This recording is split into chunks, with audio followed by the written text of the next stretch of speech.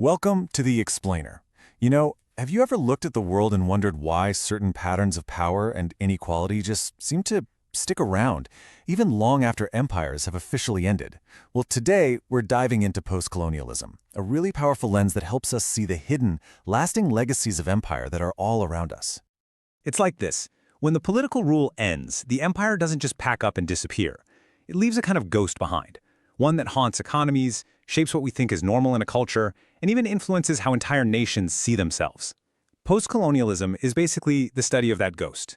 It argues that getting independence isn't some finish line, but the very start of a long, really complex journey of decolonization. All right, so here's our game plan for today. First, we're going to look at that lingering shadow of empire. Then we'll introduce post-colonialism itself as a new way of seeing power. After that, we'll meet three of the foundational thinkers who shaped this whole field, talk about why this theory is so incredibly important today, and finally, we'll get into some of the big debates and critiques it sparks.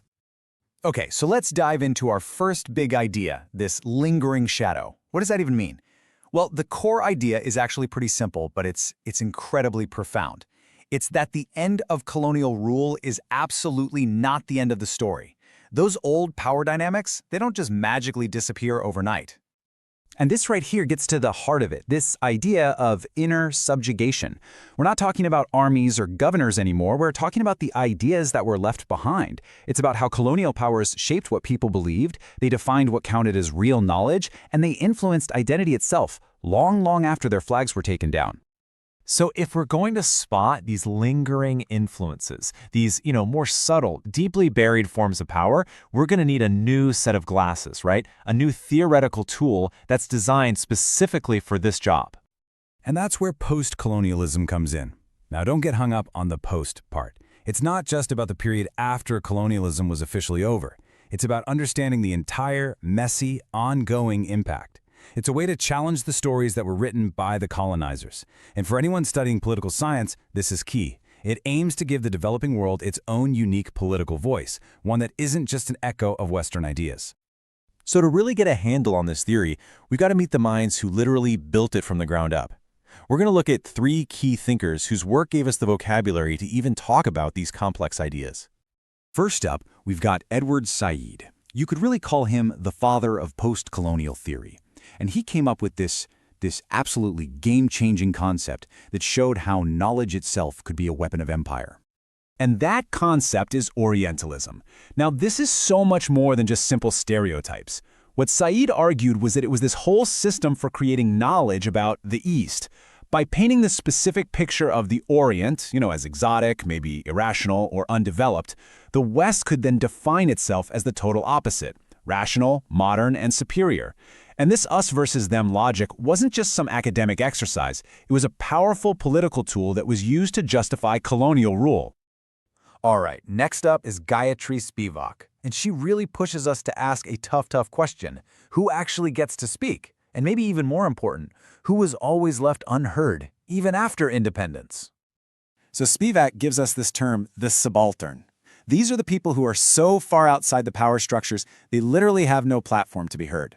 And her famous question, can the subaltern speak? Man, it's a bombshell. She's asking, when well-meaning scholars try to give them a voice, are we actually just speaking for them, putting our own ideas onto their experience, and in a way, silencing them all over again? It's a huge challenge to how we think about history. And finally, we have Homi Bhabha, who comes along and says, hold on, it's not that simple. It's not just a clean break between colonizer and colonized. He wants us to look at that messy, creative, and sometimes rebellious space where cultures crash into each other. And that's where his idea of hybridity comes in. And it's so powerful because it flips the script. It shows that colonized people aren't just sitting there passively taking it. Nope. They're grabbing bits of the colonizer's culture, mixing it, twisting it, and creating something totally new and different that actually undermines the colonizer's authority. It just makes the whole picture of power and resistance way more complicated and interesting. Okay, so let's put it all together real quick. We've got Said, who shows us that knowledge itself is a form of power.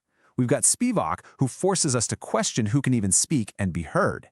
And then Bhabha, who reveals how cultural mixing can actually become a site of resistance.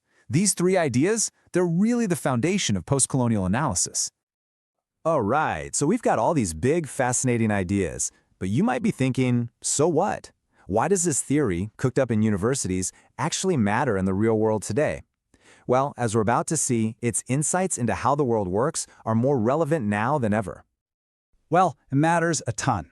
For starters, it completely blows up the idea that Western ways of thinking are universal or the default for everyone. It gives a real, distinct political voice to the developing world and offers a totally new framework for studying international relations, one that takes history and culture seriously. And by doing that, it helps us understand why global inequalities are still so persistent today, because it shows us their roots are in these unresolved legacies of empire. Now look, no theory is perfect, right? And post-colonialism, as influential as it is, has definitely faced its share of tough questions, criticisms, and internal debates about its own blind spots. And these aren't just minor quibbles, they're big, important debates. You have thinkers like Ajaz Ahmad who point out something kind of ironic. A lot of the top post-colonial theorists are actually based in Western universities. So does that position of privilege affect their work?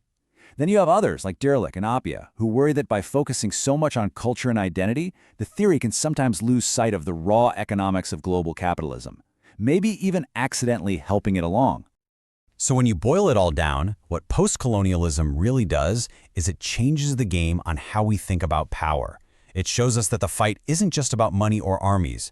It's about culture, it's about identity, it's about whose stories get told. It gives us a lens to see the world differently, to finally recognize those deep, lasting shadows of empire. So I'll leave you with this question to chew on. Now that you have this lens, how does it change the way you see the world? Because once you start looking for these echoes of history, these ghosts of empire, you start to realize they're all around us, shaping pretty much everything in ways we're only just beginning to truly understand.